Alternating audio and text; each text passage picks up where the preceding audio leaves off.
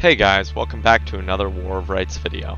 In this video, we will continue our discussion of artillery in War of Rights and discuss the artillery positions surrounding Miller's Cornfield, namely the artillery on Hooker's Push, Hagerstown Turnpike, and Miller's Cornfield. Today we will discuss the locations of artillery on these maps, their historical accuracy, and tons of speculation of artillery on release.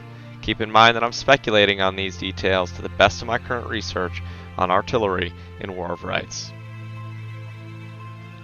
We will start this series speaking about the only set of artillery featured in the May 2nd Artillery Progress Update, which were the Union batteries on Hooker's Push. In the past, the developers have noted that all cannons on the field currently will be replaced by 3-inch batteries when artillery is released. On Hooker's Push, there are 3 main artillery positions. In an effort to simplify the confusing differences between War of Rights' May 2nd Artillery Update and what occurred historically, here is a diagram of the positions on Hooker's Push. As noted in the diagram, the furthest right battery is in the historical position of Matthews 1st Pennsylvania Light Artillery Battery F. Matthews Battery included 4 3-inch guns historically and will be accurate upon release. However, in the May 2nd Artillery Update, Matthews Battery is placed in the center position, which I will come back to shortly. The right battery is then presumed to be the other battery featured in the video, Thompson's Battery. However, Thompson's Battery was historically in the corn during the battle for Miller's Cornfield, and never in the position of Matthews Battery or the center artillery position. The center artillery position, currently featured as Matthews Battery, is actually the historical location of Ransom's 5th United States Battery C, who arrived after Hooker's Push on the field. Ransom's battery was made up of 4 Napoleons, but again, all cannons will be replaced by 3-inch ordnance rifles on release. This battery is not featured in the May 2nd Artillery Update, so the jury is out on that question. The final Union artillery position currently in bounds on Hooker's Push is the historical location of Monroe's 1st Rhode Island Light Artillery Battery D, which had 6 Napoleons historically. However, this battery did not arrive on the field until after the fight for Miller's Cornfield. Again, this battery is not featured in the May 2nd Artillery Update, and I expect it to be removed to limit the active Union batteries to 2. The final Union artillery position on this map set is Campbell's 4th U.S. Battery B, which consisted of 4 Napoleons historically. However, this battery is currently out of bounds on all 3 maps.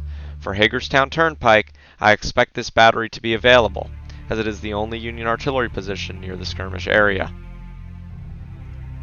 As for the Confederate artillery, there are only 2 batteries anywhere near the current skirmish area on this map set. The first is Pogue's Rock Ridge Artillery, which consisted of 2 10-pound Parrots and a Napoleon. The jury is also out on whether or not this battery will be increased to 4 guns for balance purposes on release, but I expect that to occur. The second is Brockenbrogh's 2nd Baltimore, Maryland Artillery, which consisted of 1 3-inch ordnance rifle, 1 Blakely, 1 10-pound Parrott, and 1 12-pound howitzer historically. These batteries sit in the Confederate spawn on Hagerstown Turnpike, and have an arguably worse position than the Union artillery on Hooker's and Miller's, but a better one on Hagerstown.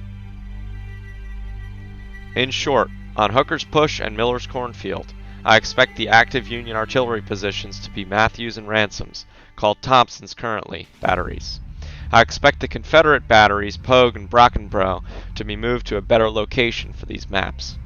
On Hagerstown Turnpike, I expect the location of the Confederate batteries to remain the same, while the Union gets access to Campbell's battery and possibly Monroe's battery, scaled down to 4 3-inch guns.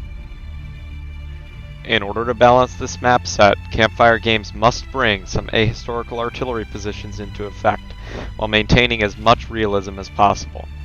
By including Matthews' battery in its correct position, replacing Thompson's battery with Ransom's battery in its historical location, opening Campbell's and Monroe's batteries on Hagerstown Turnpike, and moving the Confederate batteries around based on the map, historical accuracy can be balanced effectively with gameplay. This is my best guess as to where and what artillery positions will be available on the release of artillery. Well, That's all the information I currently have on the positions of artillery in Hookers, Hagers, and Millers in the upcoming artillery release in War of Rights. Special thanks to Vito for his immense help with the historical aspects of this video, and all the developers and users who are asking the tough questions that leads to the most accurate information as possible in these videos. Thanks for watching, and I'll see you in the next one.